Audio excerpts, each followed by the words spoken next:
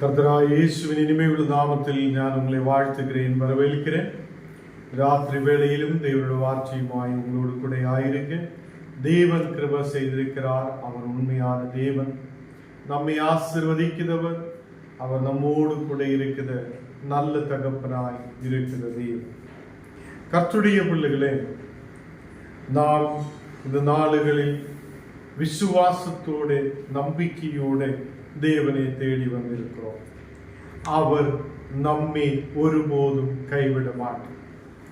அவர் நம்மை பலப்படுத்தி ஓரோ நாளும் ஆசீர்வதித்து வழி நடத்த உண்மையுள்ள தேவனாய் இருக்கிறது. நாம் கண்ணுகளை மூடலாம், ஜெபிக்கலாம். எங்கள் நல்ல தகப்பனே, இந்த ராத்திரி வேளையிலும் தேவனே உம்மை நாங்கள் துதிக்க, உம்மை ஆராதிக்க, உம்மை மகிமைப்படுத்த நீர் எங்களுக்கு கிருபை செய்ததற்காக ஸ்தோத்திரம். நல்லவராய், வல்லவராய், பாதுகாக்குதவராய், எங்களை ஒரு நாளும் வழி நடத்துதவராய் நீர் கூட இருக்கிறதுக்காக ஸ்தோத்திரம். இன்றைக்கப்பா காலையிலிருந்து இதுவரையிலும் எல்லா ஊழியங்களிலும் உடைய பிரசன்னம் கூட இருந்ததுக்காக ஸ்தோத்திரம். நாங்கள் போன இடங்களில் எல்லாம் தேவ பிரசன்னம் எங்களோடு கூட இருந்ததுக்காக ஸ்தோத்திரம். தேவனே, நீர் எங்களை பலப்படுத்தி ஆசீர்வதித்து வழி நடத்துவதற்காக ஸ்தோத்திரம். இன்றைக்கு கடந்து வந்திருக்குதா எல்லா மக்களையும் உம்முடைய கரத்தில் ஒப்பு கொடுக்கிறேன். எல்லா மக்களையும் ஆசீர்வதித்து வழி நடத்துவதற்காக ஸ்தோத்திரம். உம்முடைய தெய்வீக பிரசன்னத்தால் நிரப், தேவ வல்லமையால் நிரப், சமாதானத்தோடு மகிழ்ச்சியோடு தேவனை துதிக்கிற மக்களாயிருக்க கிருபை செய். எங்களை முற்றிலும் தாழ்த்துகிறேன், அர்ப்பணிக்கிறேன். இயேசுவின் நாமத்தில் ஜெபங்கள் நல்ல பிதாவே, ஆமென், ஆமென். கர்த்தர் நம்மை ஆசீர்வதித்து வழி நடத்துவார். இந்த ராத்திரி வேளையிலும் தேவனுடைய வசனங்களை கேட்க, ஜெபிக்க நீங்க வாஞ்சையோட கடந்து வந்திருக்கிறார். உங்களையும் உங்களுடைய குடும்பங்களையும் தேவன் ஆசீர்வதித்து வழி நடத்துவார். லூக்கா 23 அதிகாரம் അതിന്റെ 34 വചനം നാം വാസിക്കണം. ലൂക്കാ 23 അതിന്റെ 34 വചനം. அப்பொழுது இயேசு, பிதாவே, இவர்களுக்கு மன்னியும், நாங்கள் செய்கிறது என்னவென்று அறியாதிருக்கிறார்களே என்றார். இந்த மக்கள் செய்தது என்னது என்று அவர் அறியாதிருக்கிறார்களே. பிதாவே, இவர்களுக்கு மன்னியும் என்று இயேசு சொல்லுகிறது. நமக்கு தெரியும், இயேசுவே 2 திருடர்களுக்கு நடுவில் அவரை சிலுவையில் அறையப்படுகிறார். அவர் ஆணிகளால் அறையப்பட்டு சிலுவையில் தொங்கும் போது அவரை பார்த்து அந்த 2 திருடர்களும் பேசிக் கொண்டிருக்கிறார். ஒருவன் சொல்லுகிறார், இவன் இவனையே ரட்சித்துக் கொள்ளட்டும், ஏன் இப்படி தொங்குகிறார்? இவன் உண்மையான தேவன் என்றால் இப்போவே இறங்கி போட்டு எங்களையும் ரட்சித்துக் கொள்ளட்டும் என்று ஒருவன் சொல்லுகிறார். மற்றவன் சொல்லுகிறார், ஆண்டவரே, நீ உம்முடைய ராஜ்யத்துக்கு பிரவேசிக்கும் போது என்னையும் நினைத்துக் கொள்ளுங்க என்று சொல்லுங்க, என்னையும் நினைவு கூறுங்க என்று சொல்லுகிறது. கர்த்தருடைய பிள்ளைகளே, இயேசு சிலுவையில் பாடுகளை ஏற்றெடுக்கும் போது, அவ்வளோ கஷ்டங்களும் பலவீனதைகளும் ஏற்றெடுக்கும் போது அவர் ஒரு விஷயத்தை மறந்ததில்லை. மன்னிப்பு கொடுக்க அந்த சிலுவையிலும் அவர் மன்னிப்பை கொடுக்கிறவராயிருந்திருக்கிறது. இன்றைக்கு என்னுடைய கணவனுக்கு மன்னிப்பை கொடுக்க மனைவிக்கு முடியும், என்னுடைய மனைவிக்கு மன்னிப்பை கொடுக்க கணவனுக்கு முடியும், பிள்ளைகளுக்கு மன்னிப்பை கொடுக்க அங்கு தாயும் தகப்பனுக்கு முடியும். இன்றைக்கு அப்படி இல்லை. நாம் ஏதோ ஒரு பெரிய நிலையில் எங்கேயோ வாழ்ந்த மாதிரி இருக்கிறார். இன்றைக்கு மன்னிப்பு என்றது என்னுடைய உங்களுடைய டிக்ஷனரியில் இல்லவே இல்லை. நாங்கள் ஏதோ பயங்கரமாய் இருக்குதவங்க, நம்ம ஏதோ நல்ல பரிசுத்தவான்களாய் இருக்குதவங்களும், நம்ம ஏதோ பாவம் அறியாதவராய் இருக்கிறவரை போல நாம் நடித்து கொண்டிருக்கிறது. ஐயோ, நான் பரிசுத்தவானாய் இருக்கிறது, நான் இதுவரையிலும் பாவம் செய்ததில்லையே, நான் இப்போதும் அப்படிதான் இருக்கிறேன், எனக்கு எந்த குறையும் இல்லை என்று சொல்லி மற்றவனை குறையாய் நினைக்கிறதே ஒரு பெரிய தவறு. அவனுக்கு ஒரு மன்னிப்பு கொடுக்க நமக்கு முடியாது இருக்கிறது, அது ஒரு பெரிய தவறாய் இருக்குது. இயேசுவை அடித்திருக்கிறார், துப்பி இருக்கிறார், அவனுக்கு விரோதமாய் பேசி இருக்கிறது. சிலுவையில் தொங்கும் போதே அந்த திருடர்களும் அங்கே நின்று அப்படியே அவனை பார்த்து குறைகள் பேசிக் கொண்டிருக்கும் போது, மக்கள் சுற்றிலும் நிற்கிற மக்களை பார்த்து அதே அங்கே என்ன செய்கிறார், இவங்களுக்கு மன்னியும் என்று சொல்லுகிறார். அல்லேலூயா. கர்த்தருடைய பிள்ளைகளே, இவர்களே மன்னியும் என்று இயேசு சொல்லுகிறார். எனக்கும் உங்களுக்கும் மன்னிப்பு கொடுக்க முடியாத ஒரு மனத்தன்மை நமக்குள்ளே இருக்கணும். அவ்வளவு பெரிய தேவன், உலகத்தை படைத்தவனாய தேவன் இந்த சாதாரணமான மக்களுக்கு மன்னிப்பை கொடுக்கிறார். அவர் நம்பிக்கைக்குரிய தேவன், அவர் நம்மை ஆசீர்வதிக்கிற தேவன், அவர் நம்மை கைவிடாத தேவன். அது இயேசுவின் மேல் ஞானம் நீங்களும் நம்பிக்கை வைக்கிறதுக்கு காரணமே அவர் என்னை தேடி வந்திருக்கிறார், எனக்கு ஒரு மன்னிப்பை கொடுத்திருக்கிறார். அல்லேலூயா. இன்றைக்கு என்னை கேட்கிற கர்த்தருடைய பிள்ளைகளே, நம்முடைய குடும்பங்களில், நாம் ஆயிருக்கிற இடங்களில், நாம் அதே ஏதோ ஒரு பிரச்சனைக்குள்ள கடந்து சென்றிருக்கலாம், ஏதோ கவலையோட வேவலாதியோட இருக்கலாம், நமக்கு விரோதமாய் அநேகர் எழும்பி இருக்கலாம். இயேசு செய்தது போல நான் அவங்களை மன்னிக்கிறேன் என்று சொல்லும் போதே நீ கர்த்தருடைய பிள்ளையாய் மாற்றப்படுகிறாய். அவங்களுக்கு மன்னியும் தேவனே, இவங்கள் எனக்கு விரோதமாய் அநேக பிரச்சனைகள் எழும்பி இருக்கிறது, இவங்கள் எனக்கு விரோதமாய் அநேக காரியங்கள் செய்திருக்கிறது என்றால் இவங்களுக்கு நான் மன்னிக்கிறேன் என்று சொல்லுதா ஒரு நல்ல கிறிஸ்தவராய் இன்றைக்கு நாம் மாற்றப்பட. இயேசு அப்படி செய்கிறார். நாம் சொல்லும், நான் பைபிளை தான் பின்பற்றுகிறேன், நான் இயேசுவை தான் பின்பற்றுகிறார், பட் மன்னிக்கிற தன்மை நமக்கு இல்லையே.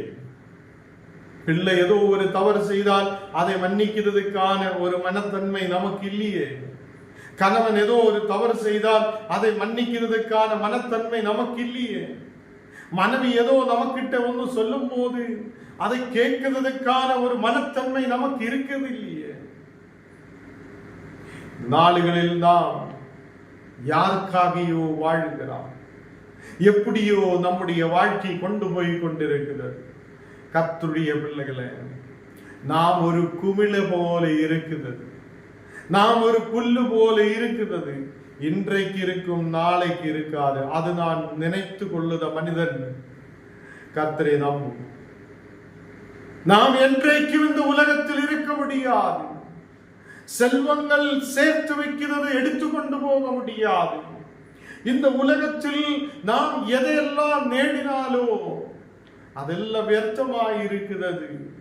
நாம் இயேசுவோடு கூட சேர்ந்து இருக்கிற நாளுகள், நாம் கர்த்தரோடு கூட இருக்கிற நேரங்கள், அவர் அதை எண்ணப்பட்டதாய் காணப்படுகிறார்.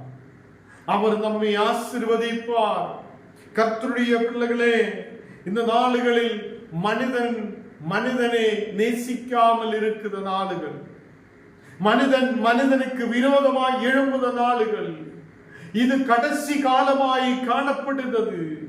இந்த நாளுகளில் தேவன் நம்மோடு சொல்லுவது என்ன? நாம் மன்னிக்கிறவங்களாய் காணப்படுறது. இயேசு அப்படி நமக்கு அதை காட்டி கொடுத்திருக்கிறது. 1 കൊരിന്ത്യർ 13-ാം അധികാരം അതിന്റെ 4-ാമത്തെ വചനത്തിൽ சொல்லுகிறார். 1 കൊരിന്ത്യർ 13-ാം അധികാരം അതിന്റെ 4-ാമത്തെ വചനം, அன்பு நீடிய சாந்தமும் தயையும் உள்ளது, அன்புக்கு பொறாமை இல்லை, அன்பு தன்னை புகழாது, இருமாப்பாய் இராது. கர்த்தருடைய பிள்ளைகளே, அன்பு இருக்குத மக்களாய் நாம் காணப்படட்டும். அன்பு நீடிய சாந்தம் உள்ளதாய் இருக்கிறது. அன்பு இருக்குத ஒருவன் நீடிய பொறுமை உள்ளவராய் இருக்கும், சாந்தம் உள்ளவராய் இருக்கும், தயை உள்ளவராய் இருக்கும். அதே அன்பு பொறாமைப்படாது. பக்கத்தில் ஒருவன் நல்ல வண்டி வாங்கும் போது நம்ம இங்க உட்கார்ந்து, ஐயோ அவன் பெரிய வண்டி வாங்கியாச்சு, அப்படி வாங்கியாச்சு, இப்படி வாங்கியாச்சுன்னு சொல்லுறதே ஒரு பொறாமை. அன்பு இருக்குதவன் அவன் வளரட்டும், அவன் இனியும் உயரட்டும், நான் இயேசுவின் நாமத்தில் அவனை ஆசீர்வதிக்கிறேன் என்று சொல்லுத ஒரு நல்ல மனத்தன்மை நமக்கு உண்டாகட்டும். கர்த்தருடைய பிள்ளைகளே, நாம் அன்பிலே நிலைத்திருக்கிறவங்களாய் காணப்படும். அன்பு இருக்கும் போது குடும்பத்தில் விசுவாசம் உண்டாகும், ஒரு நம்பிக்கை உண்டாகும். அன்பு இல்லை என்றால் நமக்குள்ள சாந்தமும் இருக்காது, தயையும் இருக்காது, எதுவுமே நம் வாழ்க்கையில் இருக்காது. நம்மையே புகழ்ந்த மக்களாய் காணப்படும். நாம் எதுவுமே இல்லை ஆண்டவரே, ஒன்றுமே இல்லை ஆண்டவரே, உம்முடைய பாதத்தில் எங்களை அர்ப்பணிக்கிறேன், நீதான் எங்களை உயர்த்தும் என்று சொல்லுதா ஒரு நல்ல கிறிஸ்தவராய் நாம் மாற்றப்பட. இங்கே 1 கொரிந்தியர் 13-ாம் அதிகாரம் அதனுடைய 5-ாம் வசனத்தில் வாசிக்கும் போது, அன்பு அயோக்கியமானதே செய்யாது என்று காணப்படுகிறது. நீ உன் மனைவியை நேசிக்கிறதென்றால் நீ அயோக்கியமாய் நடக்க மாட்ட.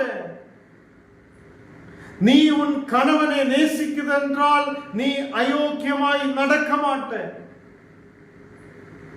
நாம் அன்புள்ளவராய், குடும்பத்தை நேசிக்கிறவங்களாய், பிள்ளைகளை நேசிக்கிறவங்களாய், குடும்பத்தில் இருக்கிற மக்களை நேசிக்கிறவங்களாய் காணப்படும். இன்றைக்கு அநேகம் தகப்பன் தாய்கள் கெட்ட வார்த்தை பேசிக் கொண்டிருக்கிறது. அப்போ அவங்களோட பிள்ளைகளும் அதை கேட்டு கேட்டு கெட்ட வார்த்தை பேச ஆரம்பிக்கும். இவங்கள் ஸ்கூலுக்கு போனாலும் நல்ல கெட்ட வார்த்தை பேசும், இவங்கள் ஒரு பங்கனுக்கு போனாலும் அந்த பிள்ளைகள் கெட்ட வார்த்தை பேசும். கடைசியில் மக்கள் கேட்கும், எப்படி இந்த பிள்ளைகளை சரி பண்ண முடியும்? அப்பா அம்மா சரியா இருந்தா தானே பிள்ளையும் சரியா இருக்கும். அப்பா அம்மா வீட்டுக்குள்ள அப்படியே கெட்ட வார்த்தை பேசி பேசி மக்களுக்கு ட்ரைனிங் கொடுத்திருக்கிறார். அல்லேலூயா சொல்ல முடியாது, ஸ்தோத்திரம் சொல்ல முடியாது, ஆமென் கர்த்தரே உம்மை நாங்கள் ஸ்தோத்தரிக்கிறேன் என்று சொல்ல முடியாது. அநேக டிக்ஷனரியில் இல்லாத கெட்ட வார்த்தைகள் எல்லாம் பேசி பிள்ளைகளை ட்ரெயின் அப் பண்ணி ஊர்களில் அனுப்பி விட்டிருக்கிறார். இப்போ ஊருக்கு போய் இந்த பிள்ளைகள் பெரிய சாட்சியாய், கெட்ட வார்த்தைக்கு சாட்சியாய் மாற்றப்படுகிறார். அப்போ நாம் என்ன செய்கிறதோ அதுதான் பிள்ளைகள் பார்த்து அப்படியே அடுத்த ஜெனரேஷன் போய்கொண்டிருக்கிறது. கர்த்தருடைய பிள்ளைகளே, அன்பு இருக்குதென்றால் அந்த பிள்ளைகள் அன்பிலே வளரப்படும். அயோக்கியமாய் நடக்க மாட்டேன். அங்கே அன்பு இருக்குத ஒரு குடும்பம், நிச்சயமாய் அந்த குடும்பத்தில் ஒரு சமாதானம் இருக்கும். அந்த குடும்பத்தில் நாம் கேட்டது போல அன்பு இருக்குதவங்க மன்னிப்பை கொடுக்கும். என் கணவனே, நான் உனக்கு மன்னிப்பை தருகிறேன். இயேசு நமக்கிட்ட சொல்லுகிறார், நீ எவ்வளவு பெரிய பாவத்தை செய்து வந்தாலும் நான் அதை கழுகி பரிசுத்தப்படுத்தி உன்னை புது மனிதனாய் மாற்றலாம் என்று இயேசு சொல்லுகிறது. நீ இன்றைக்கு மன திரும்பி வா என்று இயேசு சொல்லும் போது நாம் நம்முடைய மனைவிக்கு ஒரு மன்னிப்பை கொடுக்க முடியாது, நம்முடைய பிள்ளைகளுக்கு ஒரு மன்னிப்பை கொடுக்க முடியாது. இன்றைக்கு என்னை கேட்கிற கர்த்தருடைய பிள்ளைகளே, நாம் மன்னிப்பை கொடுக்கிறவங்களாய் காணப்படட்டும். இயேசு அப்படி செய்திருக்கிறது. மன்னிப்பை கொடுக்கணும் என்றால் நமக்குள்ளே அன்பு இருக்கப்படணும். அன்பு இருக்குது என்றால் நாம் சாந்தமும் தயையும் உள்ளவராய் காணப்படும். நாம் நம்மையே புகழாமல், நாம் பொறாமைப்படாமல், அயோக்கியமாய் நடக்காமல், தற்பலிவே நாடாமல், சிரம் அடையாமல், தீங்கு நினையாதே நாம் முன்னாடி போகிற மக்களாய் காணப்படும். 1 கொரிந்தியர் 13ஆம் அதிகாரம் അതിന്റെ 6ാമത്തെ വചനത്തിൽ വാസിക്കുമ്പോൾ അന്യായത്തിൽ സന്തോഷപ്പെടാமல் സത്യത്തിൽ സന്തോഷപ്പെടും. അന്യായമായി നടക്കുന്ന ഏതോ ഒരു വിഷയത്തിൽ സന്തോഷപ്പെட മാட்டேன். സത്യത്തിൽ സന്തോഷപ്പെടുന്ന மக்களாய் அன்பு இருக்கிற மக்கள் காணப்படும். சிநேகம் இருக்கிற மக்கள், அன்பு இருக்கிற மக்கள், தேவனுடைய பிள்ளைகள், மன்னிப்பு இருக்கிறவங்க, அவங்க சத்தியத்தில் சந்தோஷிக்கிற மக்களாய் காணப்படும். சகலத்தையும் தாங்குத மக்களாயிருக்கு.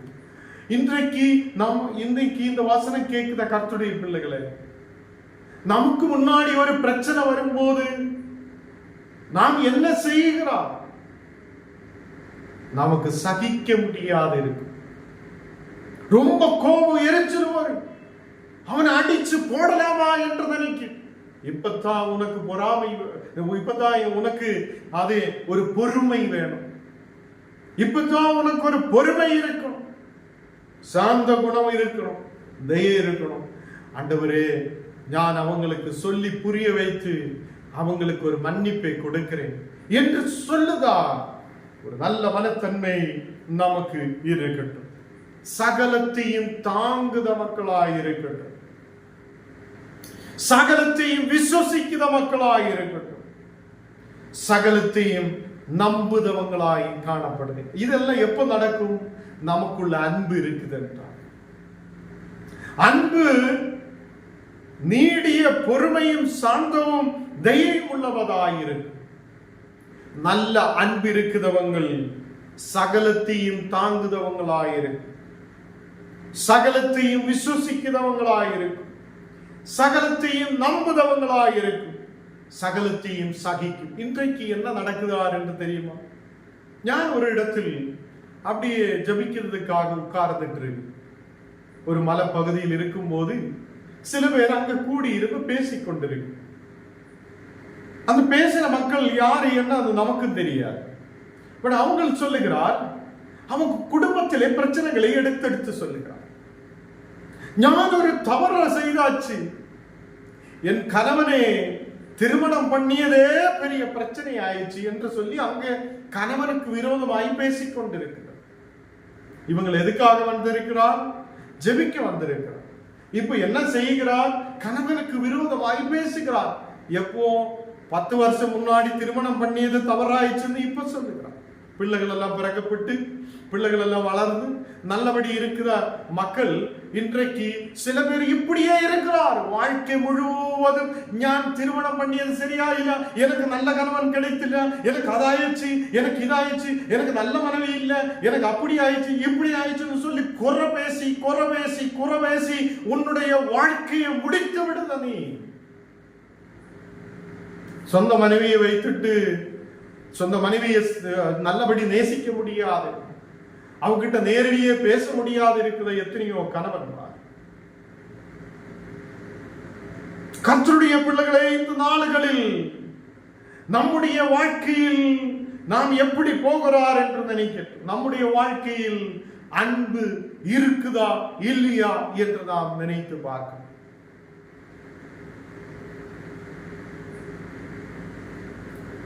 நான் காலேஜில் பைபிள் காலேஜில் படிக்கும் போது அங்க ஒரு கிளாஸ் எடுக்குத சார் சொல்லி ஒரு நல்ல அன்பு செலுத்துத திருமணத்துக்கு முன்னாடி ஒரு பையனும் பொண்ணும் அப்படியே கடலுக்கு நடந்து போகிறார். அப்படியே கடல் பக்கம் நடந்து போகும்போது அந்த பொண்ணோட காலில் ஒரு முள்ளு ஏறுகிறார்.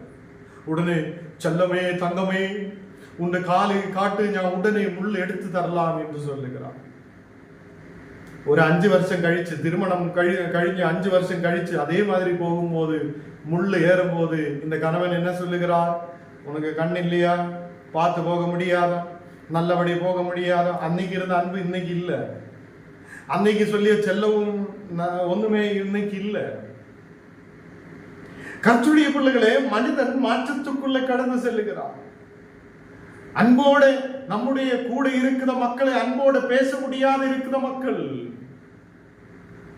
நல்லபடி கவனிக்க முடியாத இருக்கிற மக்கள், திருமணத்துக்கு முன்னாடி சொல்லுகிறார் அன்பே செல்லமே நல்லா இருக்குது அது இதுன்னு சொல்லி அந்த முள்ளை எடுத்து கொடுக்கும் போது 5 வருஷத்துக்கு அப்புறம் சொந்த மனைவியோட காலில் இருக்கிற முள்ளை எடுத்து கொடுக்க முடியாத திட்டி திட்டி திட்டி கண்ணில்லையா காதில்லையான்னு கேட்கிற சூழ்நிலை உருவாகுத கணவன். இன்றைக்கு நாம் எங்க இருக்கிறார், நாம் எப்படி நடக்கிறார், நம்முடைய குடும்பங்கள் எங்க இருக்கிறார் என்று நாம் யோசித்து பார்க்கிறோம். கர்த்தருடைய பிள்ளைகளை, நாம் அன்பு இருக்கிறவங்களாய் காணப்படும். அன்பு சகலத்தையும் தாங்கும். என்ற கணவன் தானே, என்ற மனைவி தானே நான் மன்னிப்பை கொடுக்கிறேன் என்று சொல்லி சகலத்தையும் தாங்கி சகித்து முன்னாடி போகிறவங்களாய் காணப்படும். இன்னைக்கு சகிக்கிற தன்மை நமக்கு இல்லை, சகிக்க முடியாது. சீக்கிரத்தில் நல்ல பெரிய ஆளாகணும், சீக்கிரத்தில் வளர்ச்சி பெற்றுக் கொள்ளணும், சீக்கிரத்தில் பணம் சம்பாதிக்கணும், சீக்கிரத்தில் வளரணும். இனி குழந்தை பெற்று கொண்டா உடனே சொல்லும் குழந்தை எப்படியாவது ஒரு 10 வயசு பெரிய பிள்ளையாகி மாற்றப்படணும், 1 வயசுல நினைக்கிற அம்மையும் அப்பனுக்கு இருக்கு. இன்னைக்கு எல்லாம் சீக்கிரத்தில் முடியணும், சீக்கிரத்தில் முடியணும், சீக்கிரத்தில் எனக்கு அது ஆகணும். இப்படி நம் வாழ்க்கை போய்கொண்டிருக்கும் போது நாம் எங்கே தேவனை தேடுகிறார், நாம் எங்கே கர்த்தரை ஆராதிக்கிறார், நாம் எப்படி கர்த்தரை தேடுகிறார், நாம் அன்போட அவரோடு கூட அன்பாய் இருக்குதான், நாம் இன்றைக்கு கவனித்து பார்க்கணும். கர்த்தருடைய பிள்ளைகளை, நம்முடைய வாழ்க்கையை சரி பண்ணட்டும், நம்முடைய வாழ்க்கையை சரி பண்ணட்டும். நமக்குள்ளே மன்னிக்கிற ஒரு தன்மை, மன்னிக்கிற ஒரு குணம் நமக்குள்ளே இருக்கட்டும். இயேசு அப்படி செய்திருக்கிறார். அவர் சகலத்தையும் சகித்திருக்கிறார். தன் பிள்ளைகளுக்காக, இந்த உலகத்திலே அழிந்து போகிற சகல மக்களுக்காக இயேசு சகலத்தையும் சகித்திருக்கும் போது, என் குடும்பத்துக்காக, என்னுடைய குடும்ப வளர்ச்சிக்காக நான் சகலத்தையும் தாங்குகிறேன், சகிக்கிறேன் என்று சொல்லுத மக்களாய் நான் காணப்படும். அல்லேலூயா. நாடுகளில் அப்படி நாம் முன்னாடி கடந்து செல்ற மக்களாய் இருக்கட்டும். என்னுடைய கை கொஞ்சம் புண்ணா இருக்கிறார் என்று சொல்லி இந்த கையை வெட்டி தூர எறிஞ்சு விடுமா? இல்ல, ஒரு நாளும் செய்ய மாட்டேன். அந்த காயத்தை கெட்டும், அங்கே காயம் மாற்றப்படுத வரைக்கும் நாம் அதை மெடிசின் வைத்து நல்லபடி பாதுகாக்க இன்ஜெக்ஷன் போடும், நல்ல மெடிசின்கள் போடும், டாக்டரை காட்டும், எப்படியாவது இந்த கை சரியாகணும். உன் கணவன் சரியில்லைன்றால் ஊழியக்காரை கூப்பிடட்டும், உன் மனைவி சரியில்லைன்றால், உன்னுடைய பிள்ளைகள் சரியில்லைன்றால் ஊழியக்காரை கூப்பிடட்டும், பேசட்டும், ஜெபிக்கட்டும், அவங்களை நல்ல வழிக்கு நடத்த அவங்களால் முடியும். அவங்களுடைய காயங்களை கெட்ட அந்த ஊழியக்காரால் முடியும், கர்த்தரால் முடியும். அல்லேலூயா என்று நாம் நம்பிக்கை வைத்து முன்னாடி கடந்து செல்ல. அன்பு இருக்கிற மக்கள் சகலத்தையும் சகிக்கும், சகலத்தையும் தாங்கும், சகலத்தையும் நம்பும், சகலத்தையும் சகிக்கிற மக்களாய் காணப்படும். அன்பு ஒரு காலமும் ஒழிஞ்சு போகிறது இல்லை, அன்பு ஒரு காலமும் ஒழியாது. அன்பு எப்போதும் நமக்குள்ள நிலைத்திருக்கணும். ஹல்லேலூயா. ஏதோ நம்ம மாமியார் சண்டை போடுகிறார் என்று சொல்லி மாமியாரை திட்டி போட்டு ஓடி போகுத மருமகளாய் அல்ல. ஏதோ என்னுடைய அம்மா சொல்லுகிறார் என்று சொல்லி கேட்டு கேட்டு அவங்கள சொல்லுறதை கேட்டு கேட்டு மனைவியை அடிச்சு ஒதுக்குற கணவனுவாய் அல்ல. இதனுடைய மனைவி, இதனுடைய பிள்ளைகள், இதனுடைய குடும்பம் என்று சொல்லி குடும்பத்துக்காக வாழுத மக்களாய் இன்றையிலிருந்து நாம் கடந்து செல்ல. யூடியூபிலூட, பேஸ்புக்கிலூட, கூகுள் வீட்டிலூட இன்றைக்கு கேட்கிற கர்த்தருடைய பிள்ளைகளை, உன் குடும்பத்தில் ஒரு பெரிய மாற்றம் தேவையாய் இருக்குது.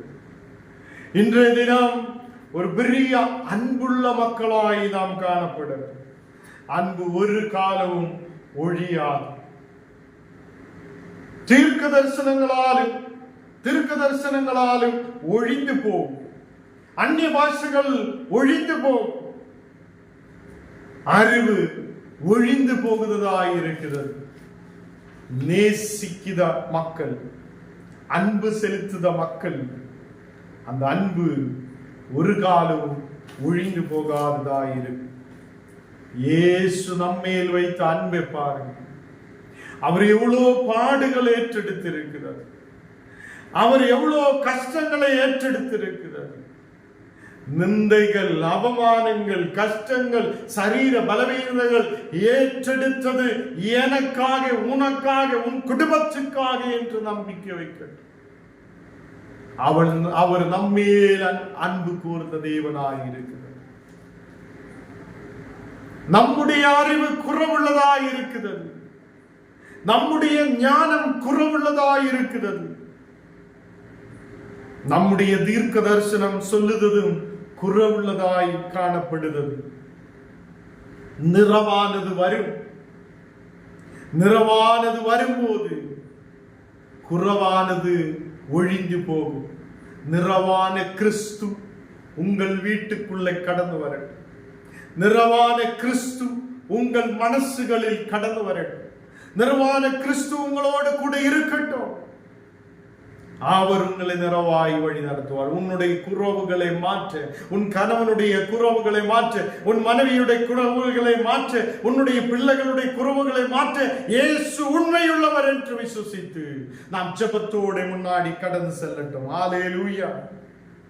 அப்போஸ்தலர்கள் 7ஆம் அதிகாரம் അതിന്റെ 60ാമത്തെ വചനം கூட வாசித்து நான் நிப்பாட்ட விரும்புகிறேன். அப்போஸ்தலர்கள் 7ஆம் அதிகாரம் അതിന്റെ 60ാമത്തെ வசனத்தில் அவனை கல்லெறிந்தார்கள். அவனோ முழங்கால் படியிட்டு. ஸ்தேவான் அங்கே ஊழியம் செய்கிறான். எல்லாரும் அவனுக்கு விரோதமாய் எழும்பி மக்கள் அவனை கல்லெறியும் போது எல்லாரும் கல்லெடுத்து எறிகிறார். அவனை சாகடிக்க பார்க்கும் போது அவன் திரும்பி நீ ஓடுறா, அப்படி போடா, கல்லெடுத்து திருப்பி எறிந்தது இல்லை. அந்த ஸ்தேவான் அங்கே முழங்கால் படியிடுகிறான். முழங்கால் படியிட்டு தேவனோடு கூட ஜெபிக்கிறான். இன்றைக்கு நம்முடைய குடும்பங்களில் ஒரு பிரச்சனை வரும்போது, நமக்கு ஒரு பிரச்சனை வரும்போது எத்தனை பேர் முழங்கால் படியிட முன்னாடி வருகிறார்? முழங்கால் படியிட்டு ஜெபிக்கும் போது உன் குடும்பத்திலே பிரச்சனைகள் மாற்றப்படும். உன்னுடைய குடும்பத்தில் சமாதானம் உண்டாகும். உன்னுடைய குடும்பத்தில் அன்பு உருவாகும். இன்றைக்கு அன்பு நிறைய குடும்பங்களில் இல்லவே இல்லை. கல்லெறியதுக்காக மக்கள் நிற்கிறது. அவனை எப்படியாவது சாகடிக்கலாம் என்று சொல்லி நிற்கிறது. ஸ்தேவான் முழங்கால் படியிட்டு இப்படி ஜெபிக்கிறார். ஆண்டவரே, இவர்கள் மேல் இந்த பாவத்தை சுமக்காதிரும் என்று மிகுந்த சத்தமிட்டு சொன்னார்கள். அந்த மக்கள் மேல் எந்த பாவத்தையும் சுமத்தாதீங்க, நான் என்னையே உமக்கு அர்ப்பணிக்கிறேன். அந்த சாக போகிற நிலைமையிலும் ஸ்தேவான் சொல்லுகிறார், ஆண்டவரே, இவங்கள் மேல் இந்த பாவத்தை சுமக்காதிரும் என்று சொல்லுகிறார்.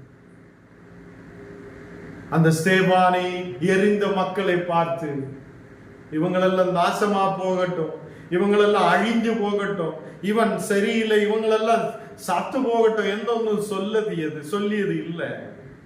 ஞானோ நீங்களா என்ன சொல்லுகிறான்? யாராவது நமக்கு விரோதமாய் எழுப்பினா, யாராவது நமக்கு விரோதமாய் பேசியா, உடனே அவன் சாகட்டும், அவன் நாசமா போட்டோம் என்னெல்லாம் சொல்லி சாபங்கள் போடுத மக்கள் இன்றைக்கு மனம் திரும்பட்டும். இன்றைக்கு மனம் திரும்பட்டும். உங்க வாயிலிருந்து இனி அந்த சாப வார்த்தைகள் வரக்கூடாது.